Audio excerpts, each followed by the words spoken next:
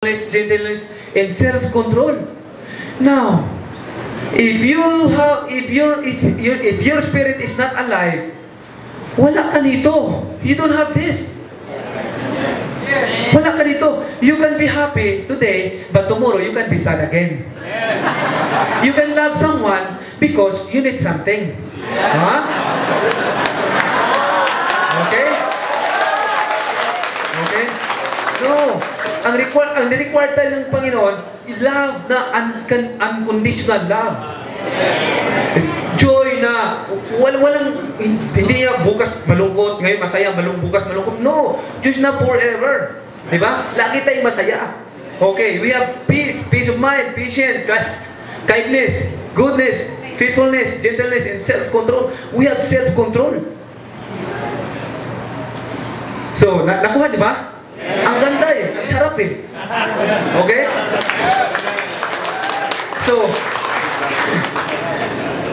So you have to have a live spirit in yourself. Kailangan malaman natin ito. Hindi lang, sana pag kumakain tayo ng gising natin sa umaga, di ba? Kumakain tayo ng almusal. Dapat isipin natin, uy, napakain ko na ba yung spirit ko? Kasi baka mamaya, may tanghali o may hapon, may mga temptation na ano sa akin, matibay ako sa temptation. Kasi my spirit is strong.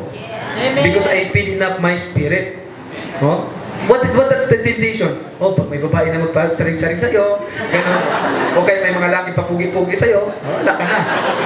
Ano ka na? Tempted ka na because you have a strong spirit. You don't have a strong spirit. So, but if you feed your spirit, you have spirit strong, you have a strong spirit, kahit anong temptation yan. Kaya ikwento ko sa inyo, may nag-text sa akin, pinabasa ko kay pastor. Sabi niya ng babae sa akin, totoo ito. Sabi ng babae sa akin, sabi niya, God can make you away from me, but He cannot take you from my heart. Sabi niya ganun. Sabi ko, grabe naman, hindi siya natakot sa Panginoon. Kasi sabi niya, ang Panginoon daw, kaya daw akong aalisin sa kanya, sa paningin niya. Pero sa puso daw niya, hindi daw ako kayang burahin ng Panginoon.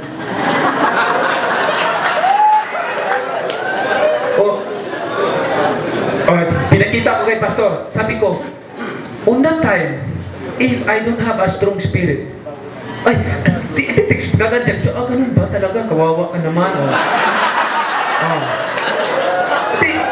I just give you example na kung ano naranasan ko. Diba? You have to have sabi ko kay pastor, siguro, i-pray na lang natin siya. I-pray natin siya na sana hipuin ng Panginoon yung puso niya. Amen. Na hipuin yung Panginoon puso niya kasi I'm a married man. I love my wife.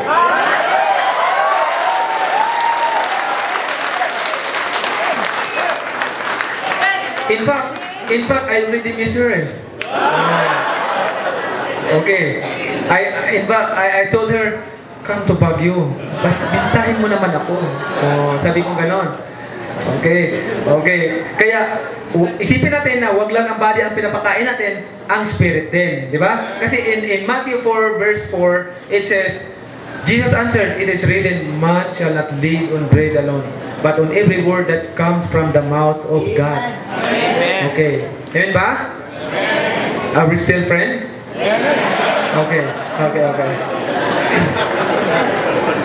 All life comes from the spirit words found in the Bible. Okay? All life comes from the spirit words found in the Bible. In John 6 verse 63, the spirit can make life. Sheer muscle and willpower don't make anything happen. Okay? Every word I spoken to you is a spirit word. So it is life making. So spirit word, so it is life making. Nakuha nyo? Okay. Reading the Bible gives us hope. Kasi marami tayong nababalitaan pag walang word of God sa puso mo, sa bunganga mo, walang word of God, hindi ka nababasa ng Biblia. Pag may problema ka, talagang iniinda mo. Kasi binubuyo ka ng evil spirit. Isipin mo, wala ka ng pag-asa. Marami ka problema, wala kang pera, ganyan, ano nang gagawin mo? Ganyan, gusto ng evil spirit, mag-isip ka. Gusto niya ng ganon. Kaya yung iba, anong ginagawa? Talagang malungkot ka palagi-lagi ka ng ano kang gagawin ko. Because wala kang Word of God. You're not reading the Bible. Nakuha nyo ba? So yung iba, dahil sa problema nila, ang naisip na, nakapag-isip na sila ng magbigti. Diba? Napabalitaan natin yan, di ba? Napabalitaan natin yan sa radio, sa TV, na nagbigti. May nabalitaan lang ko last month, nagbigti siya dahil wala siyang pambayad ng tuition sa anak niya. Hindi na niya makayanan. Nagbigti siya. So, imagine, on that problem, but if you have Word of God, hindi mo gagawin yun, di ba? Yung iba naman, sa sobrang problema, minsan, nagbaril sa ulo. Magbabaril sa ulo, ganun, sa ulo. Pag hindi ka nagbabasa ng Bible, if you don't have Word of God, you have no hope. Wala kang hope. Kasi when you read the Bible, there's a lot of promises. Huh? There's a promise that if you believe in, you have faith that you can have it. Okay? Okay. So when you read the Bible, every day, relax ka lang. Ano ka lang, simple lang, ganun ka lang, simple ka lang. Okay? Relax ka lang. No. Diba? Bakit? You have the words of God. You have the words of God in your mouth, in your lips, in your heart, in your mind. Because, no. Why am I going to worry? Because, no, God has a good plan for me. Yeah? Plans to prosper me and not to harm me. Plans to give me hope in the future. Wow, ang sarap. Ang sarap, di ba? So, relax ka na lang pagka may Word of God ka. So, in Romans 15 verse 4, okay, such things were written in the Scriptures long ago to teach us. And the Scriptures gives us hope and encouragement as we wait patiently for God's promises to be fulfilled. Okay, amen ba? Okay. God promises to live in you when you love His Word. So ba, ang sarap, no? When you love His Word, parang yung ginagawa ko na talagang adik ako magbasa ng Bible. Adik ako magbasa ng Bible, and I meditate it day and night. Ganun, diba? Adik ako. So, God promises to live in you when you love His Word. Okay? Amen ba? Okay, in John 14 verse 23, Jesus replied, "If anyone loves me, he will obey my teaching. My Father will love him, and we will come to him and make our home with him. He who does not love me will not obey my teaching. These words you hear are not my own. They belong to the Father who sent me." So, when you love His Word, my Father will love Him, and dalawa sila. We will come to Him and make our home with Him. Dalawa sila.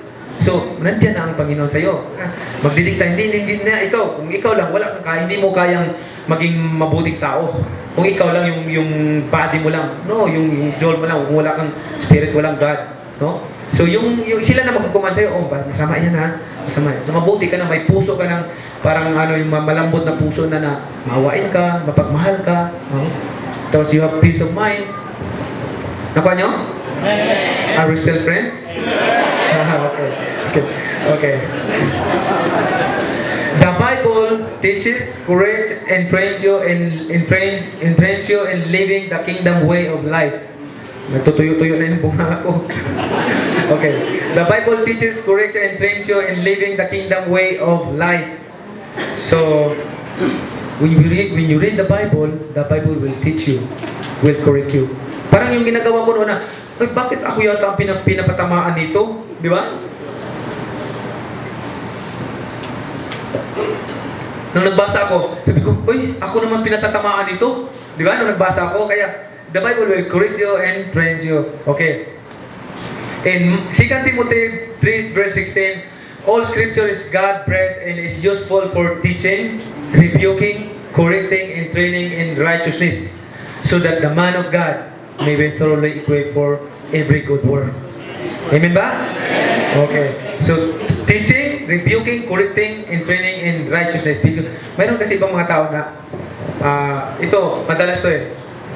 Kung naka-encounter yung mga pastors natin dyan, kung naka-encounter na kayo ng mga tao na, pag siniyaran mo siya ng words of God, marunong ako niya, alam ko na yan. Alam ko, di ba? Hindi natuturuan.